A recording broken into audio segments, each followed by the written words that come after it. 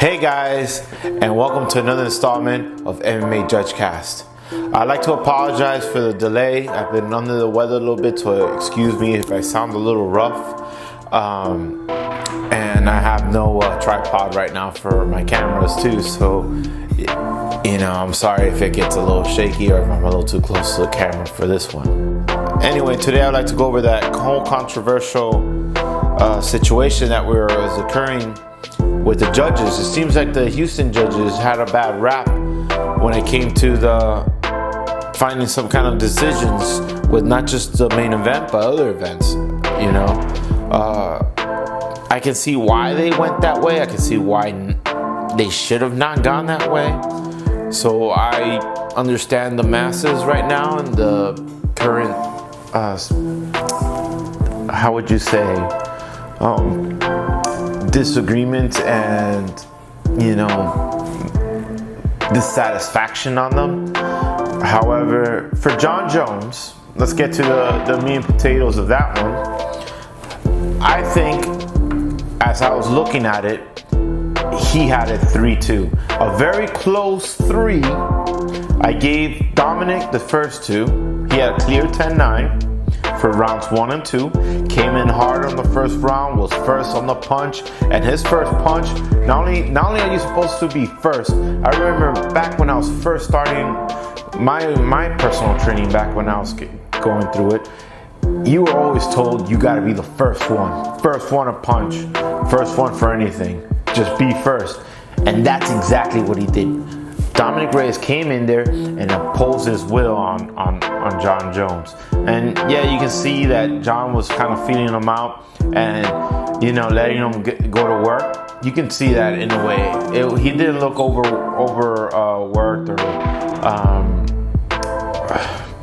uncomposed or scared. He respected it. He found Dominick, you can tell that he respected him. He found his range, all that stuff. So they were both in the fight. We were just pretty much watching a great fight. Right from the start. I had to give it to Dominick with that 10-9. He just took control of that whole thing with all his strikes. Now, in the second round, there was a lot of the same, and so was in the third. But in the third, I felt Jon Jones was starting to get back into his little rhythm. He started getting more of that composure, and you start seeing more of the pressure start coming in there. Because not only do I look at, as a judge personally, I'm not looking just at point striking. And I know that's a huge question among a lot of individuals, especially fighters, but it's not just how much strikes you make and how much you connect. Yes, that's a factor, but it's also the dog in the fight. And when you look at Jon, his composure was sheer will. He was constant pressure on Dominick Reyes. And that's a huge factor when it comes to, also putting the score sheet, at least for me, is the champion still a champion? Is he still composed? Is he still in this fight? Is the other one coming up? And is he still keeping the fight going, You can't say that takedowns are always going to win a fight. Sure, they could be a factor, but like in the case of Jon Jones, he took Dominick Reyes down. Yeah, and, in Jon's opinion as well, when he sees it, takedowns are everything. They are major points over power punches, and sure they can be. However, you have to impose control and keep them down there as well. He kind of did it in some parts. Like Dominick showed some really good wrestling defense. I was still giving Jon Jones credit for his takedowns. He still would have gotten the points, and I think that's why I had him in the third round. And then the fourth round, although he was still being outstruck, he was still working. His shots were there, they were cleaner. And that's the thing also, when I see fighters give a lot of punches, are they all connecting? Are they all super damaging punches? What Dominick gave us was, he gave us a lot of volume. Some connected, some didn't. but there was so much volume that it would look like it. And he was still in there, but his fatigue started kicking in the fourth round, in the fifth round, and you even saw it towards the third round. You were starting to see that he was starting to fade out, and then we're starting to see Jon Jones kick in, because he was still steady like a train. Like, he just kept on chugging in there. So fourth round was all Jon Jones again, in addition to the fifth round. The fifth round was a deciding factor, and the champion showed up. And I think after seeing this fight, many would think that Jones is starting to lose steam. Jones was starting to lose steam against Thiago Santos as well. It could be the dude's been fighting for so many years. He's been defending for so many years that sure, he's getting, things are starting to creep up on him. Yeah, he's on his prime as a fighter and as a man, sure.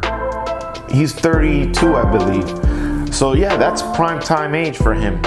However, he could be still slowing down because, there's a lot of miles in that dog, So wear and tear sure can be a factor. However, the fact that now he's still chugging, he's still getting his decision wins, he's still convincing, the judges. Yeah, some are bad. I would say the one that gave Jon Jones 4 out of 5, I don't know what he was doing. Maybe he was a fanboy and just gave it to him, but there's no way he had a 4 out of 5. I agree with the other two. It was 3 out of 2. I can see how it could have also gone Dominick's way as well, and Dominick could have been the winner. Easily could have been the winner. That was a tough fight to judge, because there was some rounds that was clearly that person, and there was other rounds that was, the other ones. So it was flip-flopping, but we can't say one was robbed of it. Then he should just put him out. That's it. Just put the dude out. But you were never robbed. Nobody was robbed. It was a tough fight, very close third round, but you see the transition in that third round. The first 2 was won, and then you start seeing the taper. Jon Jones starts picking it up, and he starts taking it, and he steals it. So I do believe that there are some issues with the judging.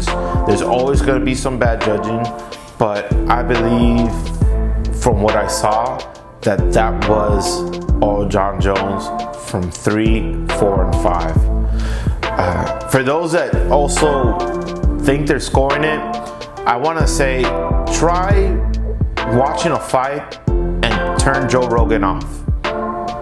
Turn all the commentators off and just watch it without sound. It's a totally different thing. But rewatch the fights, watch how they impose will, watch the actual fighter, watch their eyes, watch their whole demeanor, and you can kind of also get a gist of what you think. Nonetheless, there is a lot of work still to be done. Houston still looks like they need to do a lot of stuff too. But it is what it is for right now. Vegas is still probably the prime place for, judging right now. Other states are catching up. But, even if these were boxing judges, I could still see that there's no excuse why there was one that said, it was 4-1, in Jon Jones' favors round-wise. With that said, we'll call it a wrap with Jon Jones and Dominick Reyes. Hopefully we'll get a rematch. I believe Reyes deserves a rematch. I believe Jon Jones deserves a rematch as well. They both have something to prove in their own way. One, Reyes has to prove that he can take out Jon Jones and win his title. And I believe Jon Jones has the right to prove that he can rightfully defend it and win without any drama and controversy. So I think for now, this chapter should be put in the wraps. People should stop, complaining and, keep working as, judges keep getting educated. So that's where we end with that one.